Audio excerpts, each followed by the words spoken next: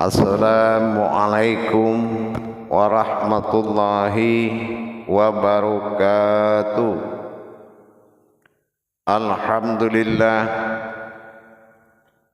Alhamdulillahi rabbil alamin. Assalatu wassalamu ala asrafil anbiya'i wal mursalin Sayyidina wa maulana Muhammadin.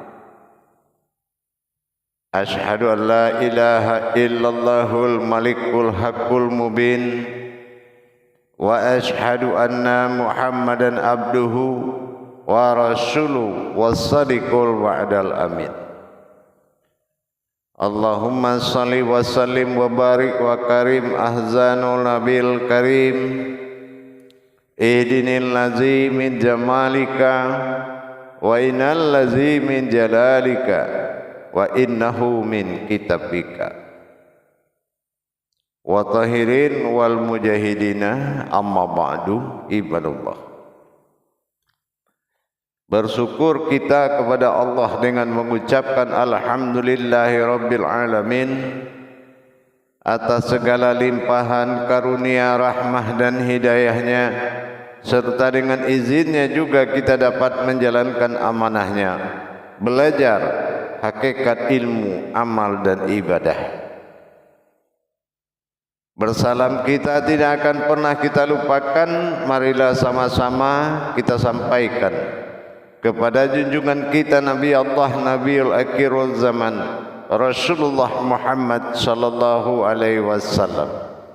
Atasnya kalimahnya kita kalamkan dengan membacakan Allahumma sholli ala sayyidina Muhammad wa ala alihi sayyidina Muhammad.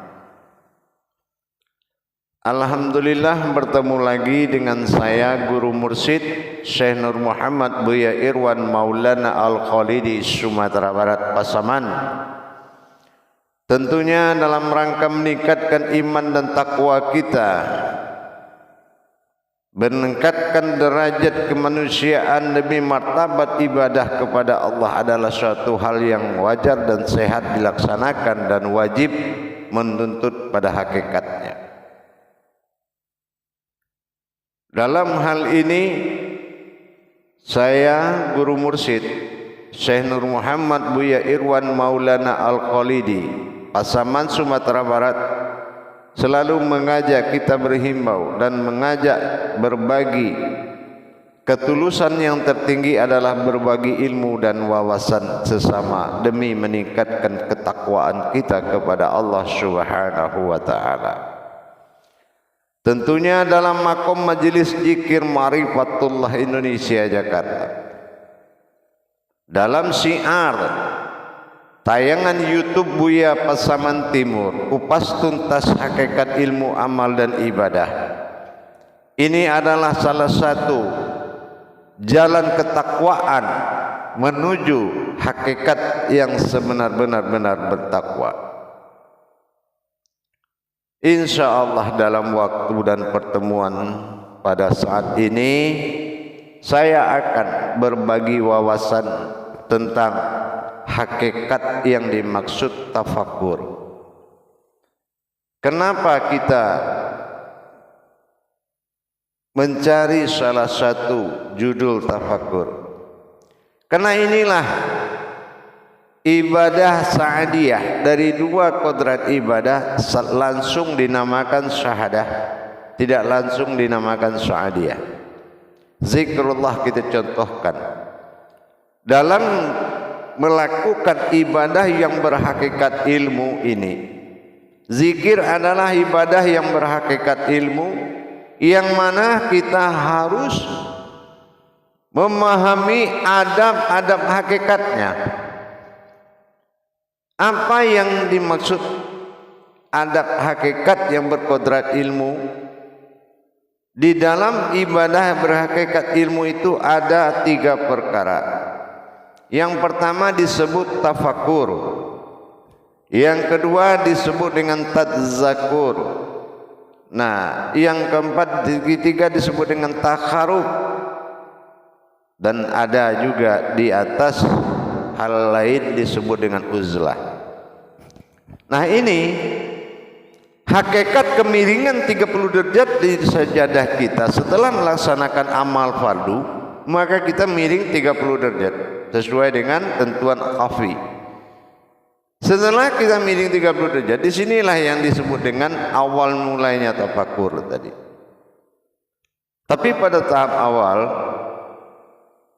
pada waktu dan kesempatan ini, saya hanya pertama membahas tentang tafakur.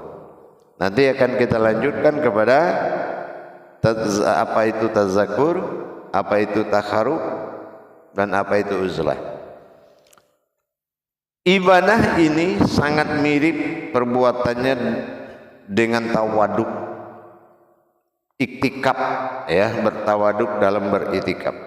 Tapi untuk tingkat ilmunya itu disebut dengan takharub atau disebut dengan tazakur atau tafakur.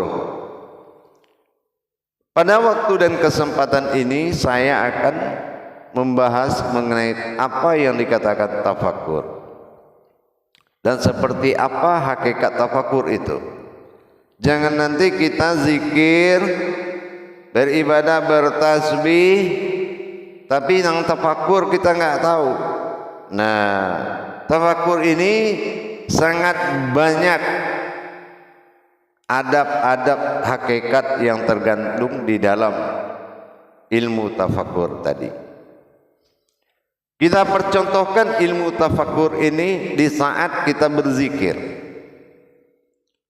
Wala tafaraku la bismillah. Nah ini dulu. Ya. Tafaraku la bismillah ini, bagaimana ketentuan Allah yang bertafakur kepada Allah ini yang harus benar-benar kita laksanakan ketundukan dan ketaatan tadi di dalam melaksanakan zikir atau tafakur. Tafakur ini dilihat dari ilmu hijahiyahnya, tafakara, ya, atau disebut dengan ilmu hijahiyah, ilmu hurufnya.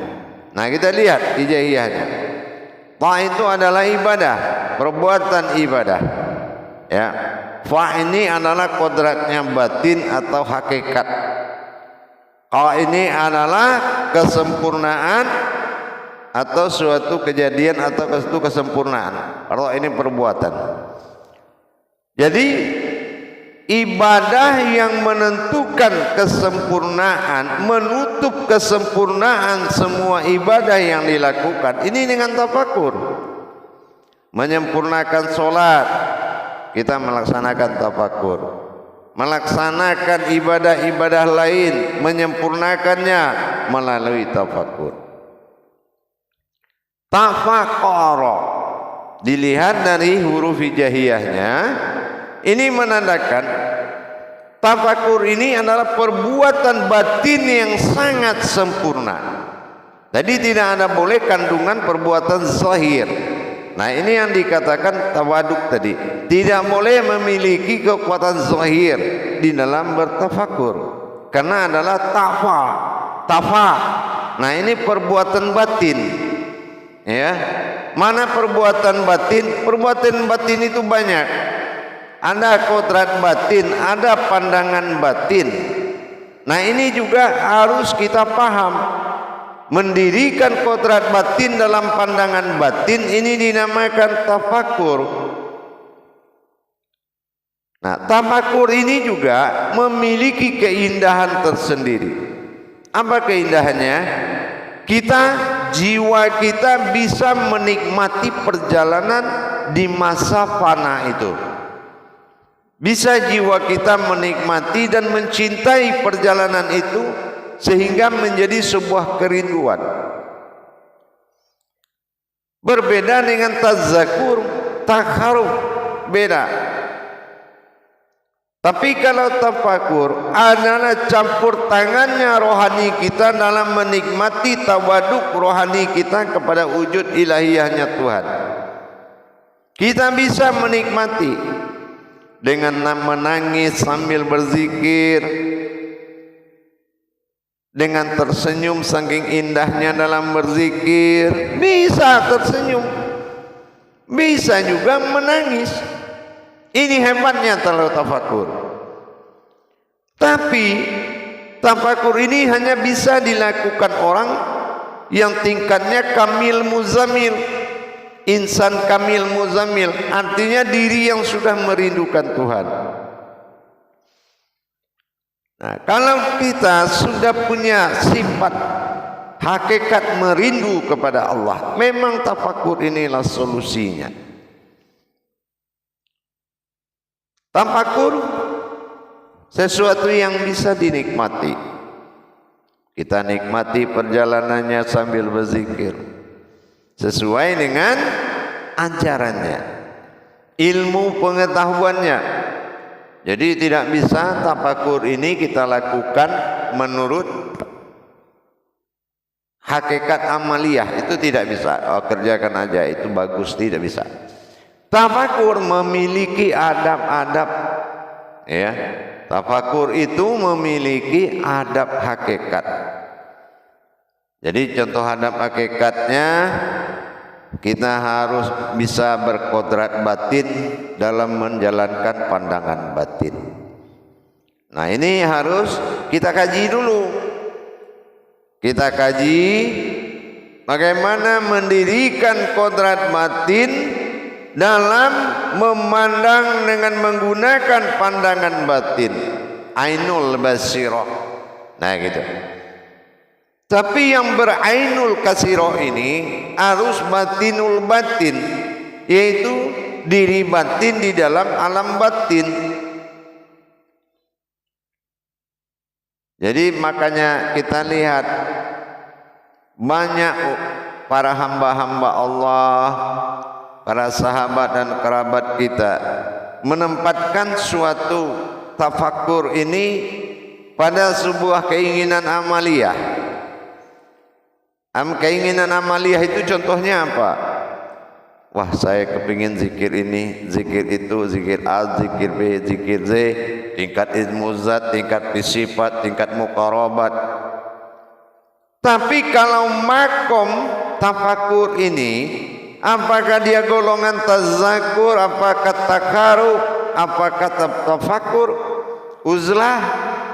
Ini harus kita belajar dulu. Gitu. Jadi jangan hanya kita langsung kerja, langsung zikir, tidak. Ingat konsepnya diri batin dalam pandangan batin. Yang memandang pandangan batin, yang bekerja diri batin. Nah, batin ini luputnya kemana? Luputnya adalah sir. Sir ini adalah menuju wujud. Jadi kalau kita tidak bisa menjalankan pandangan batin dengan diri batin, lenyap di dalam makom sir, maka sir tidak akan membawa kita kepada wujud, karena sir ini akhir dari sebuah diri. Kalau tadi dia berupa pandangan dan berupa kodrat, nanti dia akan menuju berupa diri dalam sir. Sir ini, diri inilah yang akan menuju kepada wujud asal mula jadinya. Di sini baru tersambung namanya fana. Itu baru tersambung namanya fana. Jangan hanya kita lakukan dengan keinginan amaliyah, terus kita dengan sentuhan lahut-lahut zikir, lahut-lahut tafakur, ada yang merinding, ada yang tersenduh, menangis, sedih. Itu lahutnya. Zikir itu menuju fana, artinya tafakur ini adalah nama ibadah. Nah, ya, wa taqallahi wa ilmukumullah. Tawakal ini membutuhkan ilmu, karena tafakur adalah kodratnya tawakal, yaitu ketundukan dan kepatuhan kepada Allah dengan hakikat-hakikat yang ditentukan.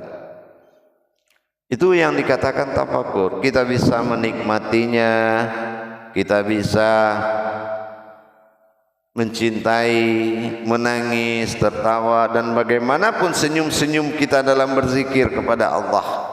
Itu akan bisa kita nikmati. Ini yang kalau di makom tafakur. Nah gitu jamaah. Jadi kalau kita lihat dari hukumnya adalah perbuatan ibadah yang batin yang sempurna. Perbuatan ibadah batin. Nah ibadah batin ini tafa ya.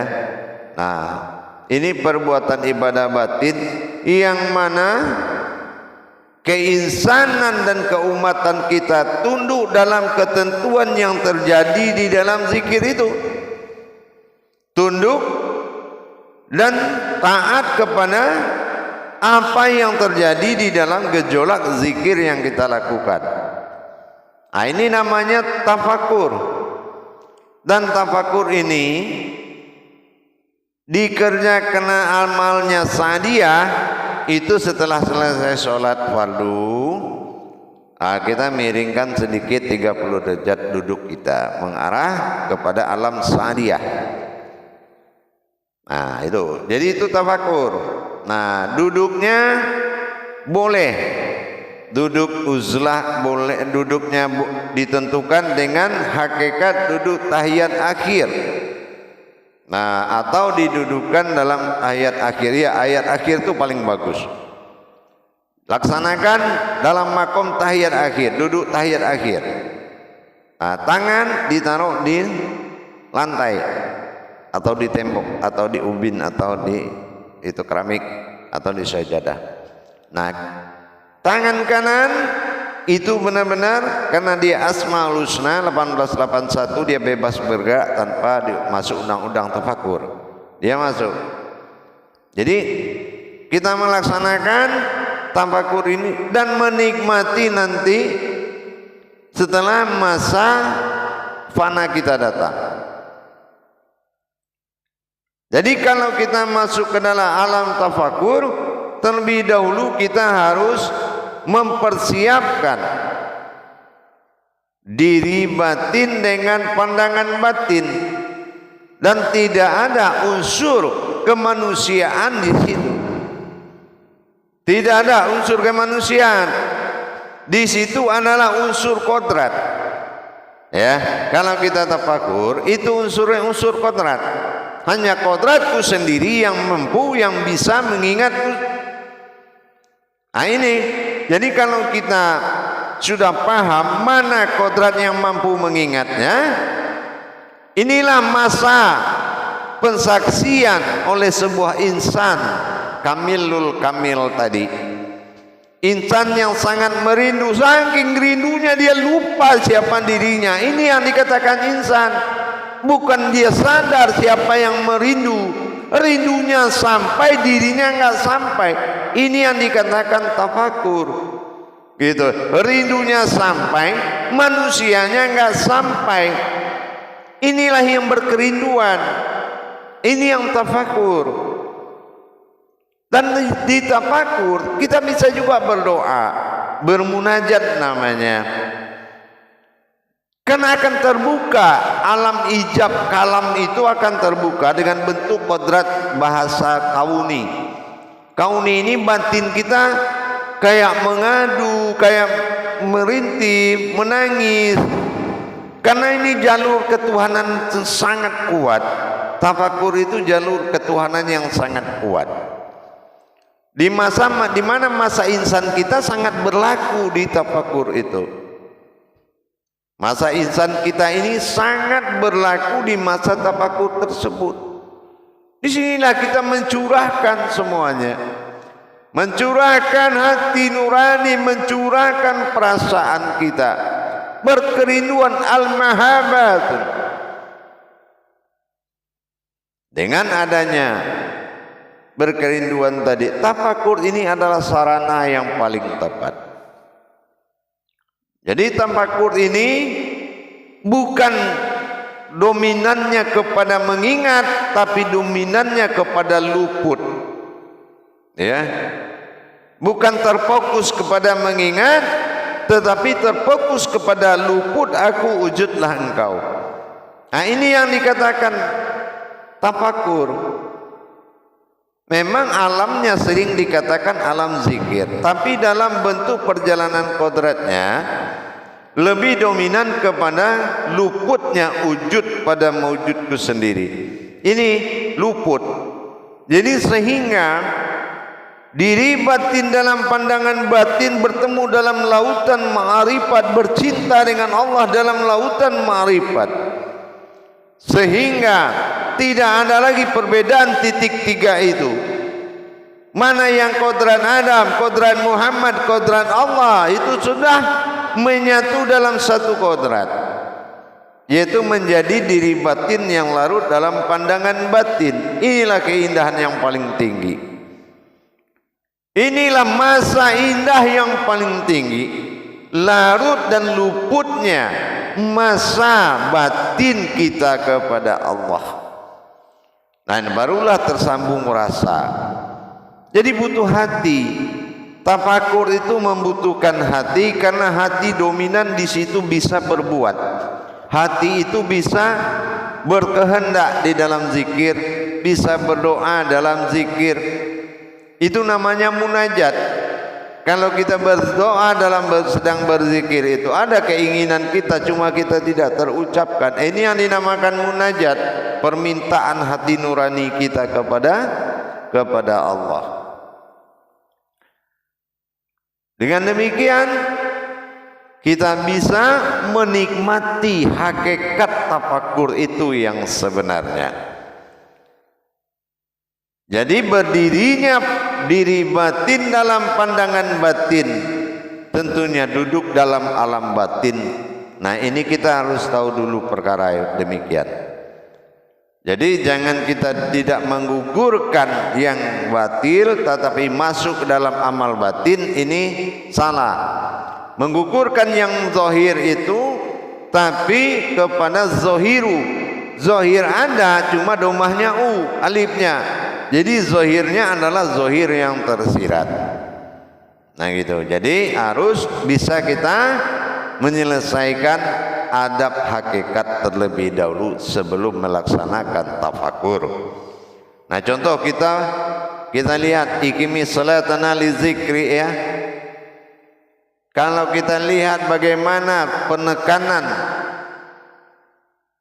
innani anallah fa'buduni la ilaha illallah wa iqimis salata ala zikri, bagaimana kita ditekan oleh surat Toha 14 supaya kita benar-benar mendapatkan ketuhanan dan memperjalankan penyembahan batin, diri batin. Fa'buduni, bukan ma'budu tapi fa'buduni. Dan iqimis salat li zikri, mendirikan hubungan batin dan mengingat atau melihat hubungan tersebut. Jadi disinilah jemaah, para hadirin dan hadirat, mari kita tingkatkan pola ibadah kita. Kita tingkatkan. Jangan kita mendengar sesuatu yang kita tidak bisa, tapi belajarlah kepada sesuatu yang kita tidak bisa, akhirnya akan menjadi bisa. Mempelajari hakikat ketuhanan pada diri itu kembali kepada hati. Hatimu sudah butuh Tuhan apa belum? Nah ini yang dikatakan ibadah. Bagaimana kita memperjalankan hati nurani kita? Karena siri antal siru, hati ini adalah perbuatan rahasiaku dan kepada rahasianya. Jadi kalau kita sudah bisa menjalankan demikian, tafakur ini adalah solusi yang paling baik. Jadi jangan kita hanya berzikir tapi nilai tafakur kita itu tidak bisa menjalankan yang sebenarnya. Bagaimana menjalankan hakikat batin dengan sempurna, ya, melakukan perbuatan batin kepada Allah dengan sempurna. Ini namanya tafakur, tafakura. Jadi kita harus, dan ini benar-benar tidak ada lagi yang menantang akal, tidak menantang hati, tidak menantang batin, tidak menantang lagi. Tafaraku, tunduk. Ya. Kenapa? Karena konsep ilmunya sudah bisa dijalankan dengan mata batin, dengan kodrat batin. Ini tafakur.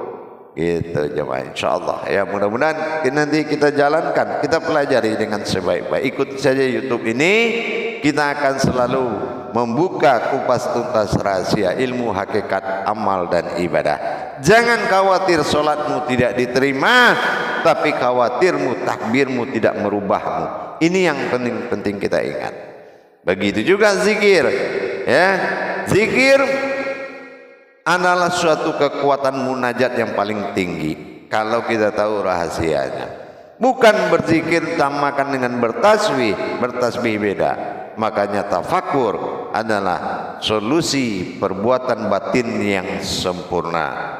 Ya, batin total namanya itu sempurna. Nah, ini yang dikatakan dengan tafakur. Nah ini ya, kalau kita sudah bisa melaksanakan nanti kita pelajari, insya Allah mudah-mudahan rasanya nikmat yang tidak bisa terpisah lagi adalah rasa yang tersambung kepada Allah.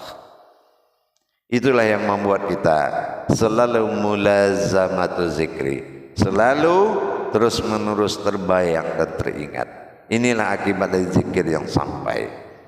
Gitu insya Allah. Jadi bagi jamaah para hadirin dan hadirat, kaum muslimin dan muslimat dimanapun berada yang ingin bergabung dengan YouTube Buya Pasaman Timur dalam rangka mempelajari hakikat ilmu amalan ibadah, tidak boleh ada ilmu-ilmu lain. Tidak ada yang berilmu melainkan ilmu itu wujud dalam diri. Inilah tidak ada yang pintar melainkan kepintaran itu mendatang pada diri. Silakan menghubungi nomor telepon yang ada di layar deskripsi YouTube Buya Pasaman Timur, yang mana pada wujud tampilan nomor tersebut adalah langsung berhubungan dengan saya, Guru Mursyid Syekh Nur Muhammad Buya Irwan Maulana Al-Qalidi sebagai Guru Mursyid Tauhid.